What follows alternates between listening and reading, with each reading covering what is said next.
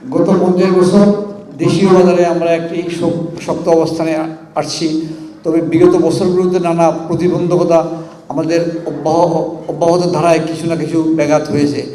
আসলে এখানে আপনি দেখেন না বাংলাদেশের যে অব্যাহত পৃথিবীভাবে যে ভোলাটিলিটিগুলো আছে, কোভিড পূর্ববর্তী অর্থনৈতিক মন্দা গেছে, তারপরে কোভিডের পরে ইউক্রেন ওয়ার, তারপরে এখন মিডল ইস্ট ওয়ার, তার আগে গেছে ইরাক ইরান ওয়ার।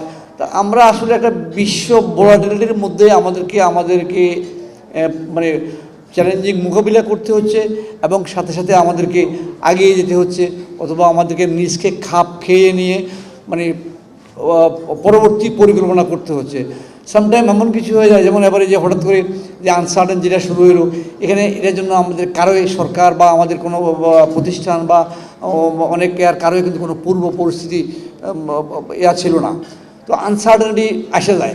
তো আমাদের যে সিনিয়ররা আপনারাই ঠিক করবেন এই যে নিজেরা এই যে আনসার্টেন বিষয়ে দ্রুত কোনো বিষয়ে সিদ্ধান্ত নেওয়ার জন্য আপনাদের যে দীর্ঘ অভিজ্ঞতা বা এই যে প্র্যাকটিক্যাল ফাংশনিং যে কাজগুলো আপনারা করে আসছেন স্ব ক্ষেত্রে আপনাদের জীবনেও প্রতিদিন কোনো না কিছু সুবিধা অসুবিধা, যারা ফ্যাক্টরিতে আছেন, যারা মার্কেটিতে আছেন, যারা অ্যাডমিনিস্ট্রেশনে আছেন, যারা আমাদের লজিস্টিকে আছেন, প্রতিনিয়ত আপনারা কিছু না কিছু সুবিধা অসুবিধা এটা কোনো কিছু ছক বাঁধার নিয়ম নয়। এই সিনিয়র লিডাররাই যেটা আমাদের সিএফও উল্লেখ করছে, আসলে অনেকেই আমরা সঠিকভাবে আমরা এগুলোকে যথাযথভাবে পরিপালন করি না। কিন্তু এইভাবে এই নেগলিজেন্সটা আর আমার মনে হয় চলতে দেওয়া উচিত নয়। আপনারা নিজেরাই নিজেদেরকে একটু ওন করতে হবে। ওন মানে শুধু আমাদের জানি কোন খুরশাদ উল্লেখ করছে যে ওই মালিক চেয়ারম্যান সাহেব সবগুলোই দেখতে পারে, আমরা কেন পারি না। বিষয়টা অ্যাকচুয়ালি ওনিংটা শুধু মালিকানা নিয়ে ওনিং নয়।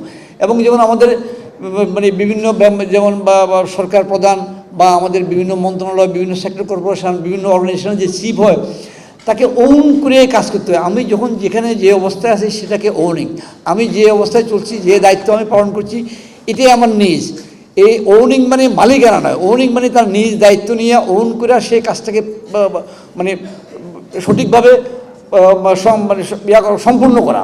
তো এই জন্য আমি আমাদের যারা সিনিয়র নেতৃবৃন্দ আছেন, আপনারাই আসলে এই পরিবার, সমাজ তথা দেশের জন্য আপনারা দেশের সম্পদ, আমরাই এই দেশের যখন যা ঘটছে প্রতিটার সাথে আমাদের সম্পৃক্ততা আছে এবং আমাদের সম্পৃক্ততায় দেশকে আরও পৃথিবী অনেক আগায় গেছে।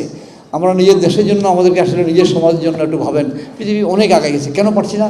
আমাদের মধ্যে যাতে সেই না পারার বোধটা যাতে প্রত্যেকের মধ্যেই, আজকে আপনারা যারা আছেন এখানে আছেন, কেউ হয়তো আরও অনেক বড় জায়গায় যাবেন, আমাদের অনেক কলিগ আল্লাহর রহমতে বিভিন্ন মাল্টিনেশনাল এখন অনেক বড় জায়গায় আছে, তা আমাদের কাছে দেখতে ভালো লাগে।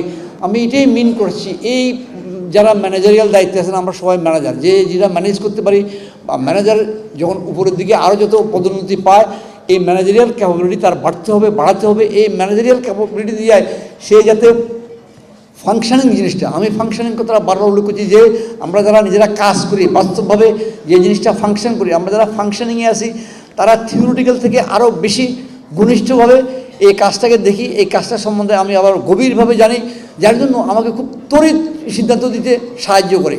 সেইগুলো যাতে আমরা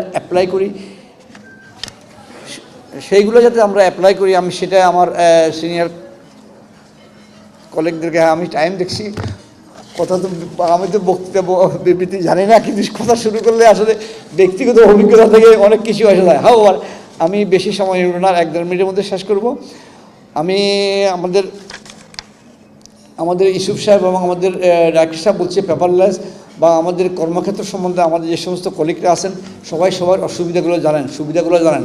আমি এখানে আমার বক্তৃতাটা দীর্ঘায়িত করবো না, সময় অত্যন্ত সংকীর্ণ, আমি 1 মিনিটের মধ্যে শেষ করছি।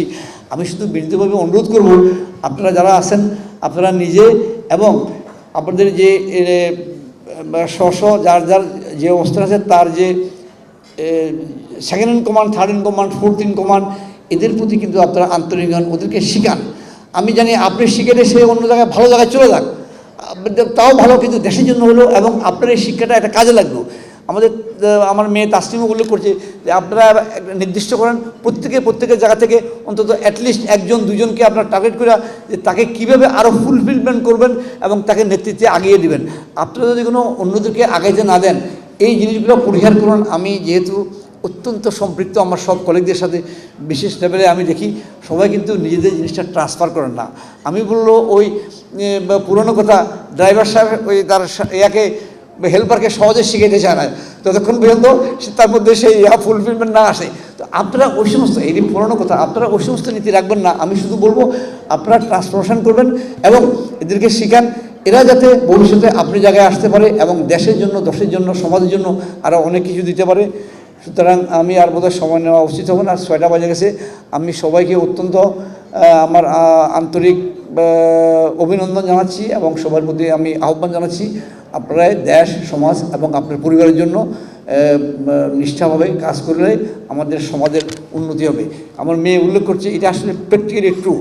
আমরা সমষ্টিগত যদি না কাজ করি, কিন্তু একা একা করলে কেউ কোনো কিছু আমরা অ্যাচিভ করতে পারবো না, আগায় নিতে পারবো না।